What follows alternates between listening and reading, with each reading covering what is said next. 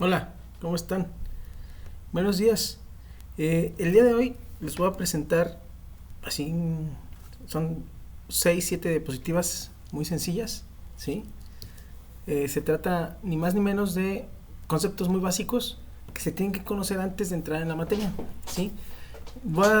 Son diapositivas con muchas letras, voy a tratar de pasarlas algo rápido, pero la idea es que queden ahí los conceptos escritos para que tengan como una base para estudiar, ¿ok? Entonces, no se me estresen con eso. Déjenme aquí de nuevo para pasar a las diapositivas. Bien, ahí estamos. Miren, la materia se llama fuentes alternas de energía.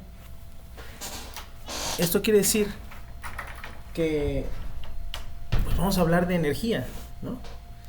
Por lo tanto, tenemos que tener bases bien establecidas para poder discutir entonces qué son fuentes alternas de energía.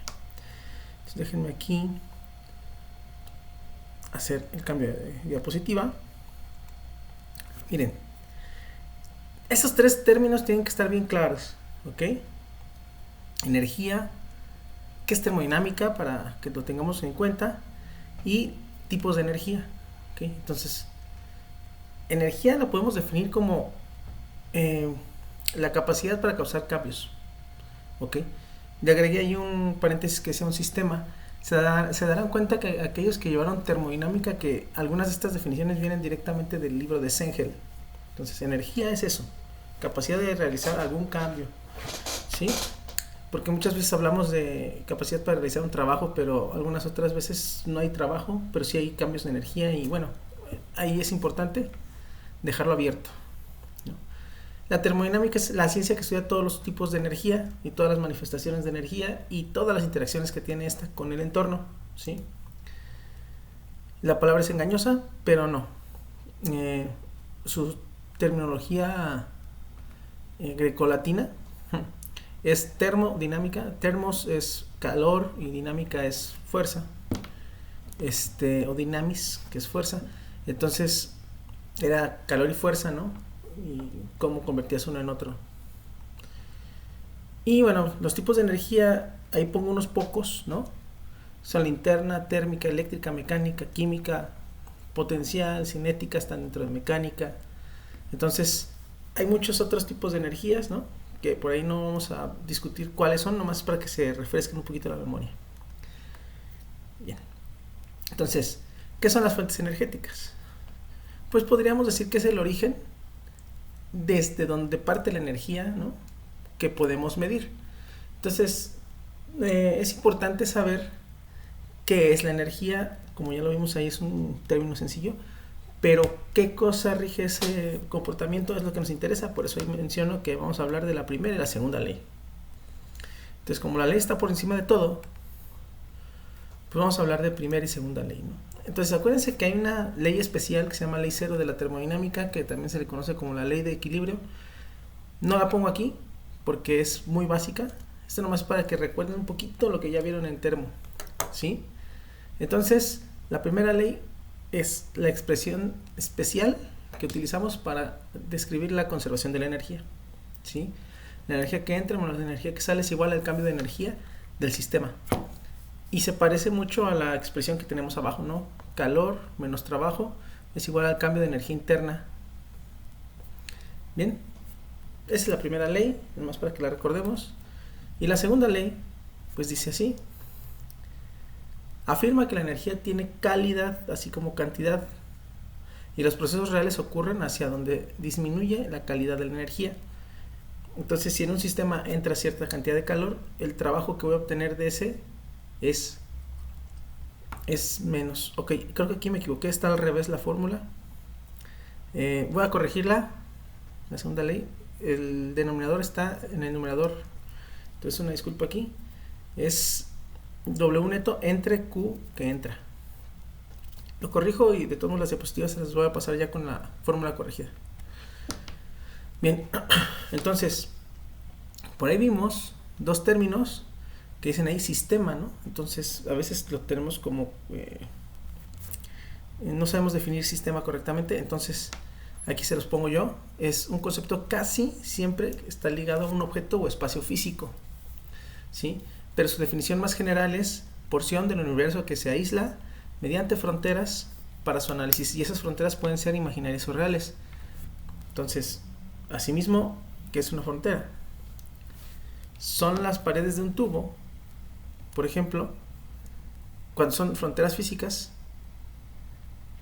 que se trata como un sistema cuando se quiere observar el flujo en su interior. Dame un segundo, muchachos.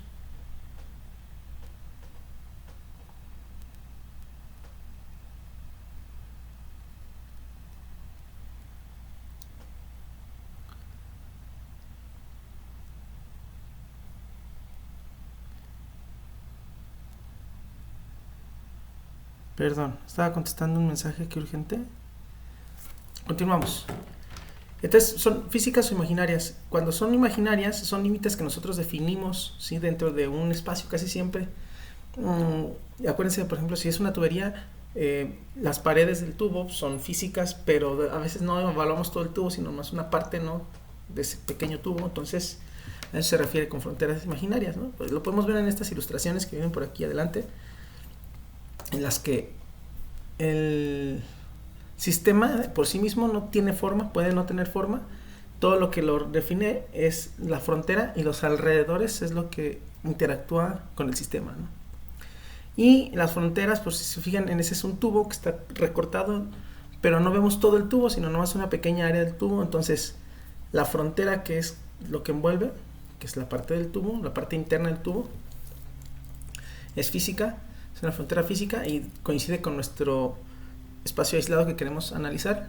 Pero hay dos fronteras que permiten la entrada y salida de flujo, pero que están dentro del mismo fluido.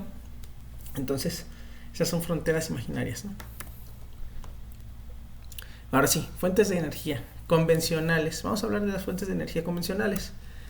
Resulta que las fuentes de energía convencionales casi siempre son de origen natural, ¿no?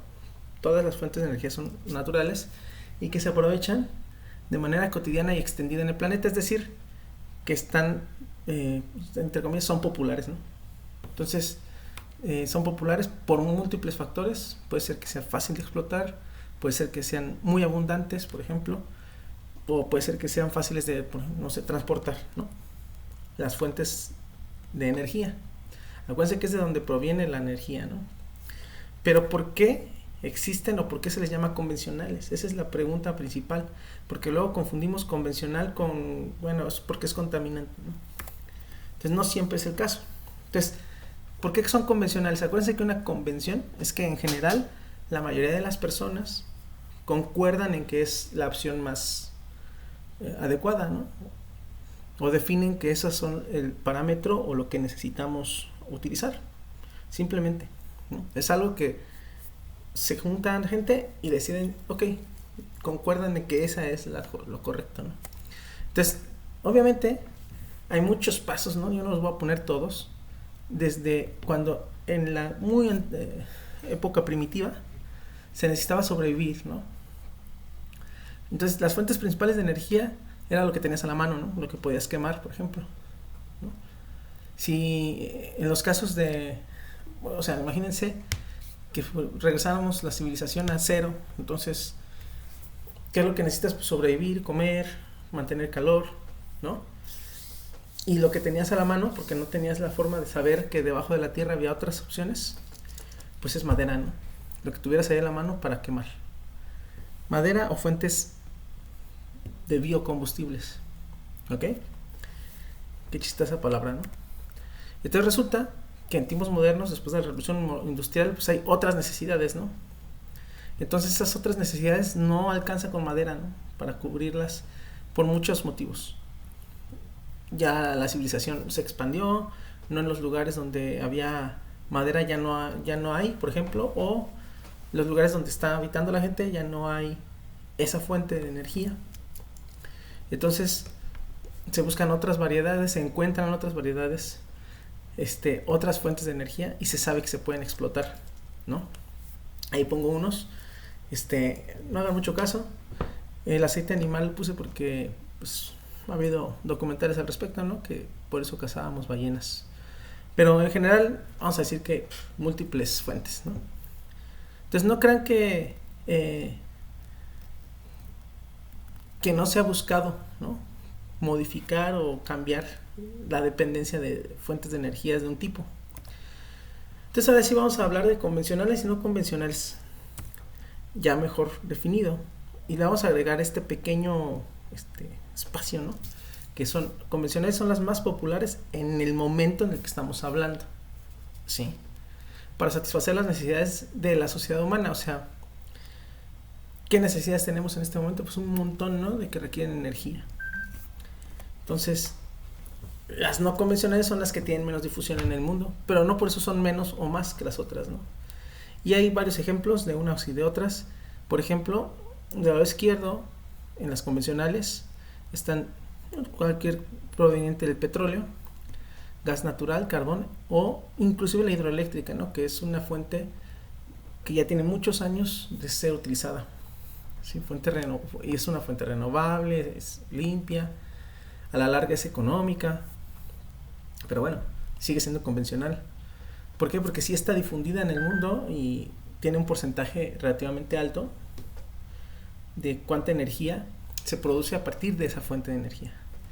Y de las fuentes de los no convencionales, muchas son fuentes renovables: sol, viento, geotermia, nuclear, mareomotriz, y otras no tanto, como el biodiesel, el biogás, la biomasa, ¿no? Y bueno, en general se considera que son más limpias, pero no es tanto que sean más limpias, sí, tienen otros problemas, pero digamos que siempre se están comparando, ¿no?, con las otras. Y bueno, finalmente les voy a pedir que de esos ejemplos que yo puse, vamos a tratar de generar un diagrama de Venn, es decir, cuáles son fuentes que viste ahí no son convencionales, las vamos a poner, ¿no? Algunas de esas son renovables, sí, pero algunas renovables no son convencionales, sí son convencionales, ¿no? Y al mismo tiempo, las fuentes renovables son fuentes limpias. Puede ser que todas sean fuentes limpias, pero algunas de las no convencionales son limpias o no. Entonces, es un cuadrito especial para ver dónde cae cada una de las fuentes, ¿no? Traten de armárselo como una tareita para la próxima clase, ¿sí? Y pues la revisamos en clase. Y bueno, muchachos, eso sería todo el día de hoy. Voy a revisar cómo quedó esta presentación. Si queda alguna duda o lo que sea, pues en clase la vemos, ¿no? Y bueno, me despido. Nos vemos la próxima clase. Espero que no sea muy pesado. Son 13 minutitos. Nos vemos.